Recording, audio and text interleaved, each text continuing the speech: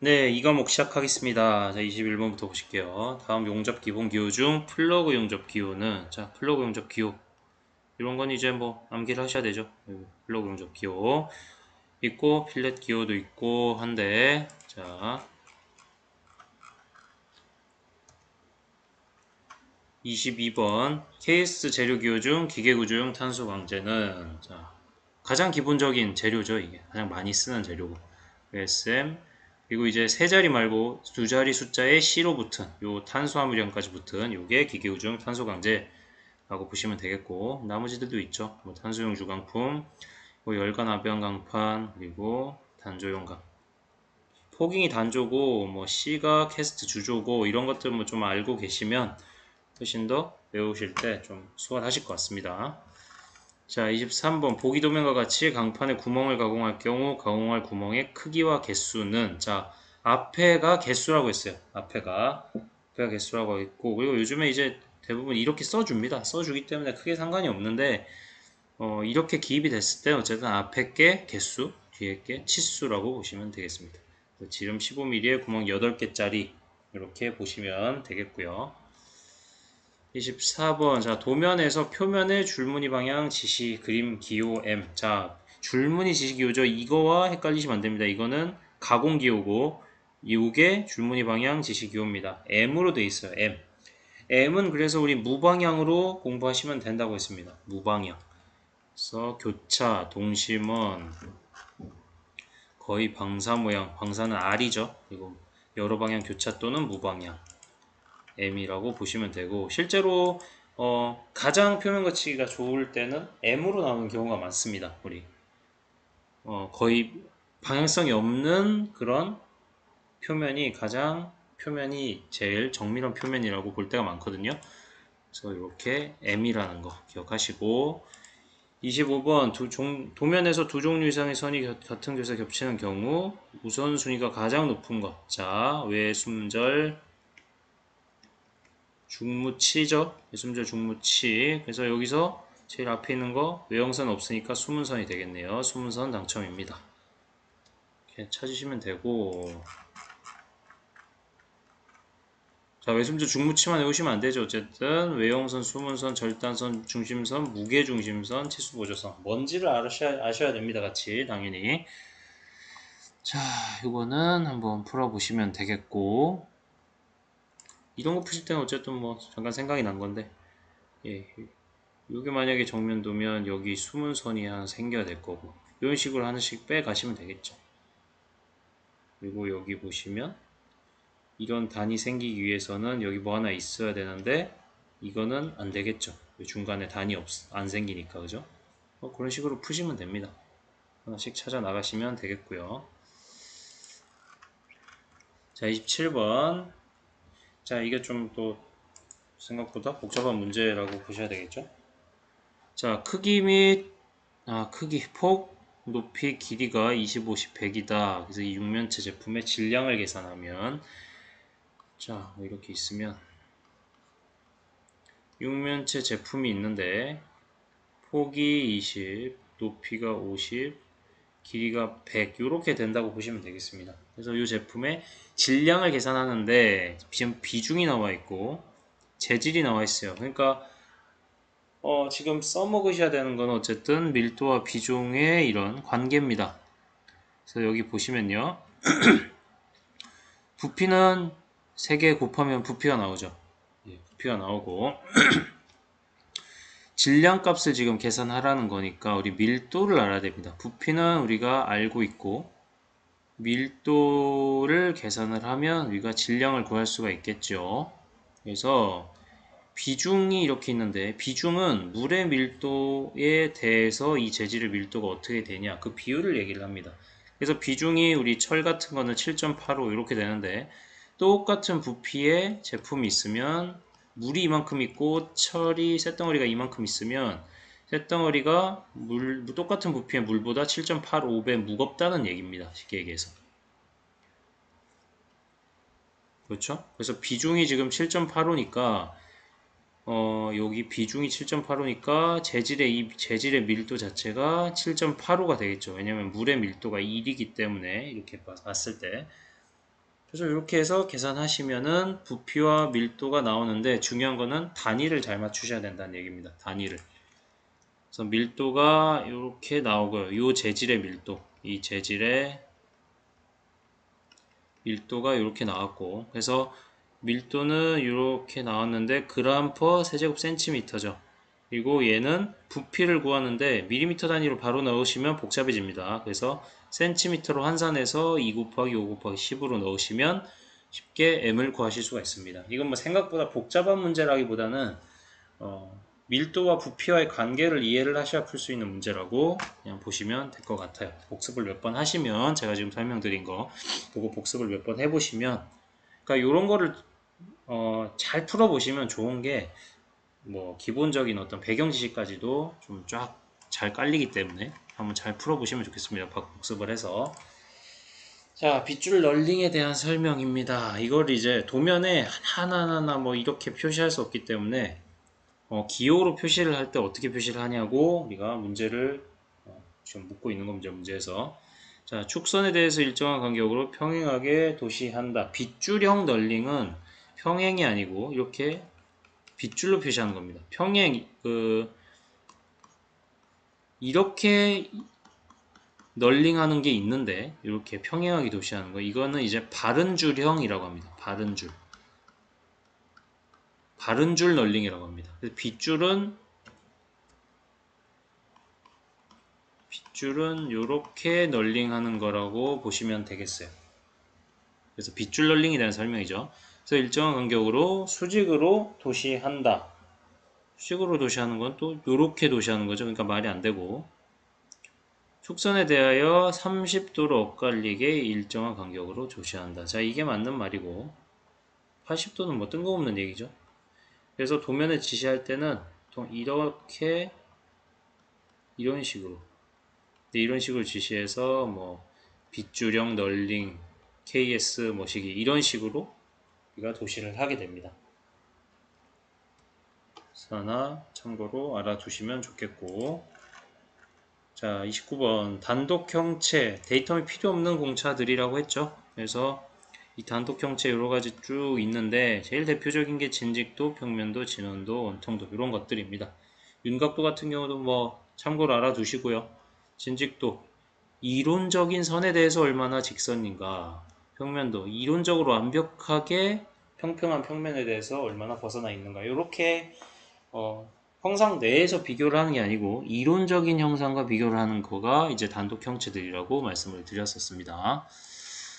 보시면 되겠고, 자 30번 구름 베어링의 안찔은 8mm 8mm 같은 경우는 우리 00은 10mm, 01은 12, 02는 15, 03은 17 이렇게 쭉쭉 나가다 보니까 8mm는 그 앞에죠. 앞에는 어떻게 표현한다고 했죠? 608 이렇게 표현하든가 한 자리로, 아니면 60 이렇게 8 이렇게 표현을 해도 8mm라고 보시면 되겠습니다. 그래서 8mm는 608, 얘는 18이 되겠고요. 18mm, 얘는 곱하기 5 40mm가 되겠고요. 얘는 뭐 320mm가 되겠네요. 그러니까 이거는 뭐 아주 딴 거고 8mm짜리는 1번 608 이 세 자리짜리가 되겠습니다. 자 31번 다음과 같은 표면 거치기 지시 방법 람다 C 2.5의 의미는 컷오프 값 많이 나오죠.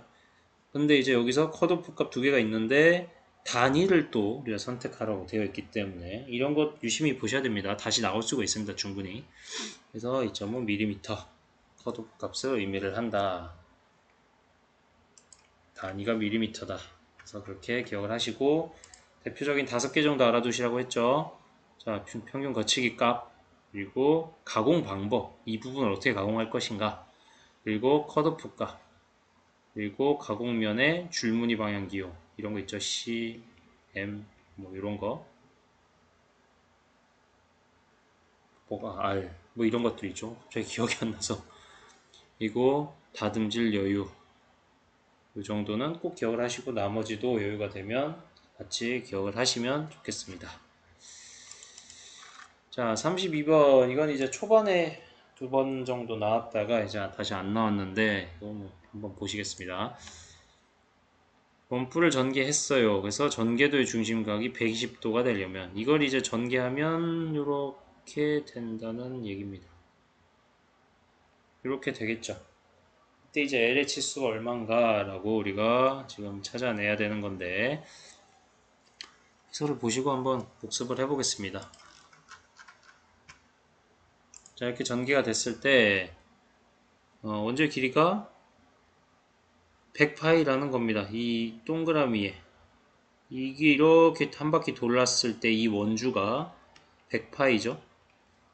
근데 이제 이 부분하고 이 부분하고 둘레가 같겠죠. 그렇기 때문에 이 부분을 구하는 거는 2파이 L, 그러니까 2파이 R인데 이게 원래 R, 2파이 R에 2파이 L이라고 보시면 되죠. 그래서 이 한 바퀴 쭉 돌린 게 2L 파이가 되겠고, 2L 파이에서 다시 2L 파이인데 지금 120도니까 3분의 1만큼 있는 거죠. 이렇게 있는 거 너무 크게 그렸네요. 이렇게 3분의 1만큼 있는 거죠. 120파이니까. 120도니까. 그래서 360도분의 120도 이렇게 곱해주면 이만큼의 길이가, 호의 길이가 나옵니다. 그리고 이렇게 원의 둘레 같다고 놓고 계산을 하면 된다라는 얘기를 하고 있어요. 그래서 이렇게 해서 계산하시면 되겠고요. 파이파이 날라가면 숫자 이쁘게 딱 떨어집니다. 자, 그 33번은 이거는 기억형광 암기니까 L형광이라고도 하고 기억형광이라고도 하고요. 한번 보시면 되겠고, 34번도 한번 투상도 문제 잘 풀어보시고요. 자, 그리고 35번. 자, 부품란에 기입할 수 있는 항목. 자, 부품란 같은 경우는 표제란이 있고 그 위에다가 보통 이렇게 붙입니다. 그래서 1번, 2번, 3번, 4번, 여기 항목이 빠졌네. 예, 항목해서 뭐 품번, 품명, 수량, 비고 이런 식으로 해서 여기 있네요. 여기 있네요. 이 부분을 보통 위에다가 이렇게 붙이게 되고, 다른 데 있을 수도 있는데 보통은 표제란과 같이 갑니다. 왜냐면 부품란 같은 경우에도 도면을 전체적으로 설명해주는 그런 항목들이기 때문에 좀 같이 있고요. 그래서 여기 보시면은 부품란에 기입할 수 있는 항목이죠. 그래서 도면 명칭 이런 것들은, 도면 번호 이런 것들은 표제란에 기입이 된다고 보시면 되고, 부품 명칭, 부품 번호, 그리고 수량 부품 기호, 이게 이제 부품에 관련된 정보들이죠. 그래서 부품란에는 부품 관련된 정보들이 들어가야 되고, 척도 투상법 이런 것도 도면의 일반적인 사항이니까 표제란에 들어가야 됩니다. 표제란에. 이렇게 기억을 해 두시면 되겠습니다. 정확하게 명칭, 번호, 수량, 부품교 이렇게 보통은 씁니다. 그 36번. 자, 가는 실선 교차하는 대각선, 이거 평면이란 뜻입니다. 이게 없으면 축이 이렇게 나와 있을 때 이 부분이 그냥 원통이라고 생각하겠죠. 근데 이렇게 돼 있으면, 지금 이렇게 나와 있으면 절반, 그럼 뭐라 하죠? 반원통 형상이 되겠네요. 그죠? 그래서 옆에서 봤을 때는 이렇게 되는 형상이 되겠네요. 이렇게 되어 있는 거를 표현을 하는 방법이라고 보시면 되겠습니다. 네, 이런 식으로 평면을 표시할 때, 이 도면과 똑같은 형상은 아닙니다. 제가 예를 들어 놓은 거기 때문에 이렇게 보시면 되고, 굳이 이걸 한번 그려보면 이렇게 돼서 여기다가 이렇게 되어 있겠네요. 이렇게 되어서 그려지겠네요. 자, 37번 한번 보시고, 자, 38번. 도면에 표시된 재료 기호가 SF. 자, SF는 단조용광. 아까도 나왔죠? 단조용광이고, 390A는 이 390 자체가 최저 인장 강도를 나타낸다고 했습니다. 숫자가 세 자리 있으면 대부분 최저 인장 강도를 의미를 한다고 말씀드렸어요. 그래서 뉴턴 퍼 밀리미터 제곱의 단위까지 꼭 기억을 하셨으면 좋겠습니다. 39번. 구멍과 축에 끼워 맞추면서 G7, H6. 자, G7, H6는 조금 특이한 거긴 한데, 자, H가 기준이죠. 뭔가 기준. 그래서 이 H6, 보통 우리가 많이 본 건 H6, H7, G6 요건데, 그죠? 근데 지금 반대로 알파벳이 G7H6로 되어 있으면 이 H 쪽이 기준이 되는 겁니다. H는 뭐죠? 그래서 스몰 h니까 축이죠. 그래서 축 기준식이 됩니다.